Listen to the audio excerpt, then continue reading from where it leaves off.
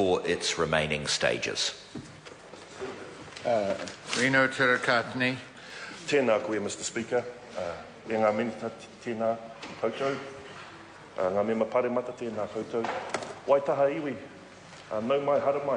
Te whare pāramata e takatūnei. Tēnā koutou. Āpiti hono, tātai hono rātou. Te hungamati ki a rātou, tātou te hungoro ki a tātou. Tēnā koutou, tēnā tātou katoa. Mr. Speaker, I'm very proud and very pleased to be standing and making my contribution at this first reading of the Waitaha Claim Settlement Bill. The Waitaha Deed of Settlement is the final settlement of all historical treaty claims of Waitaha, resulting in the acts and omissions of the Crown prior to 21 September 1992, and is made up of a package that includes an agreed historical account, Crown acknowledgements, which form the basis of the apology to Waitaha, cultural redress, financial and commercial redress. But throughout the package, and the central part of the settlement, Mr. Speaker, is the recognition of telling the story and the restoration of mana for the Waitaha tupuna Hakaraia Mahika. No private lands affected in the redress, it's only Crown land, and the benefits will be available to all Waitaha descendants. Mr. Speaker, Waitaha are an ancient iwi that descend from the Te Aroa Waka. Their area of interest and influence is from Waimapu to Mauao, along the coastline to Maketu and inland to Otane Wainuku. By the 1840s, Waitaha occupied land between Tauranga and Te Puke, and in the 1840s and 50s, Waitaha Chief Hakaraia preached peaceful engagement with Pākehā. When Crown forces invaded the Waikato in July of 1863, a number of Waitaha men fought for the kingitanga, while some fought for the Crown. Others remained neutral. These internal divisions created some acrimony and discord within Waitaha and also the neighbouring iwi. When war broke out in Tauranga in 1864, Hakaraia was a spiritual leader for the Māori forces that defeated the Crown troops at Pukehenehene and Gate Pā. And then when the Crown troops finally managed to win a fight at Te Ranga, Waitaha men were among the casualties. And so in 1865 that led to Crown actions of the Tauranga confiscations, where 214 acres of land around Tauranga were confiscated. Hakaraia rose to prominence as a leader of the resistance to the survey of confiscated land.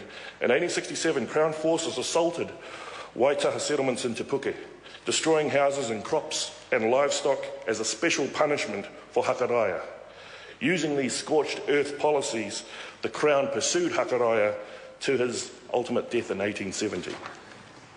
The Crown opened negotiations with Waitaha for Te Puke in 1873 before Native Land Court had determined the block's ownership.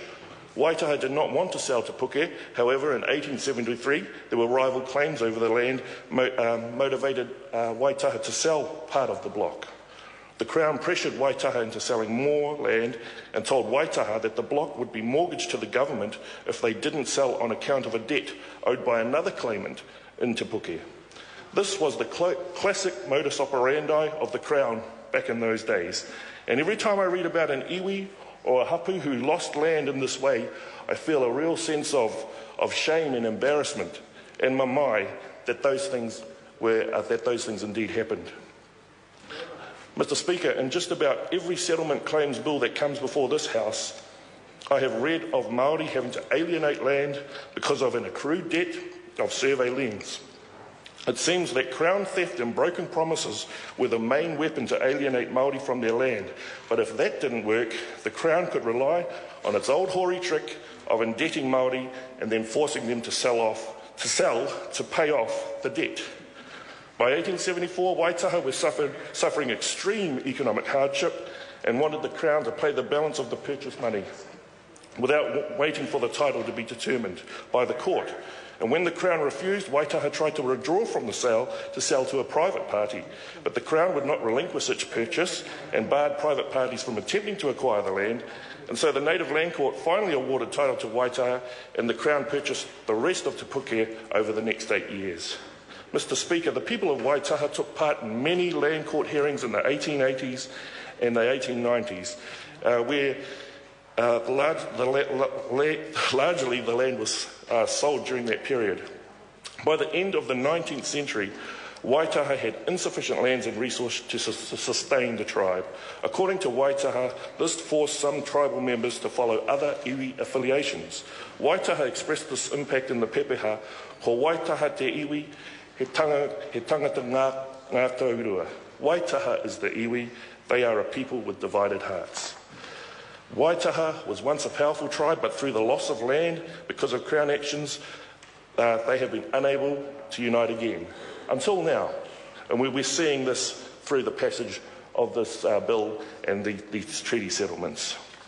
Mr. Speaker, I just want to turn to some particular aspects in this bill which have been touched on by the Minister as well. And I'm particularly impressed with the cultural revitalisation package and the recognition for Hakaraia that's contained in this bill. The funding of a $3 million education endowment fund in the name of Hakaraia.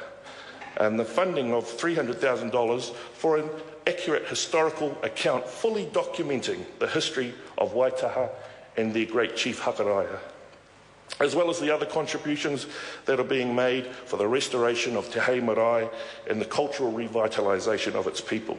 And these are the aspects, Mr. Speaker, which are really, I believe, fundamentally important to all the iwi that come through with these treaty settlements. It's that establishment of connection to their whenua, the establishment of their permanence as their mana, restoration of mana for their tupuna, and correcting and putting the story straight in terms of the Crown's acknowledgements and apologies, and then all the other redress packages that are accrued to the iwi as a result of these settlements.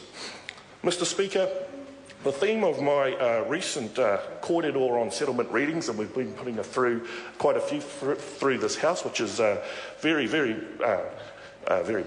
been very enjoyable actually being part of this, has been this: to understand Māori whakapapa is to understand Māori history. And Hakaraia and Waitaha may never have been drawn into the wars of the 1860s had it not been for whakapapa. Some of the Waitaha were related through intermarriage to Waikato Tainui families who had been drawn into the kingitanga struggle against the Crown and that formidable General Cameron. And some members of Waitaha were on the side of the Crown and so fought their relations in the field. Some Waitaha remain neutral. So this situation wasn't unique to just Waitaha, but it was right across the Bay of Plenty and anywhere in New Zealand where the Crown forces were at war with Māori. Port Nicholson, Whanganui, Taranaki, Waikato, and in the north. In all these engagements, Māori, for one reason or another, either fought or on either side or remain neutral, but Māori all across the land were being divided from within their family units by the Pākehā duplicity. So once again, Mr. Speaker, it is whakapapa that link these stories of different iwi, and that's why it's very historic that we are able to usher through the passage of these settlement bills through the House at this time.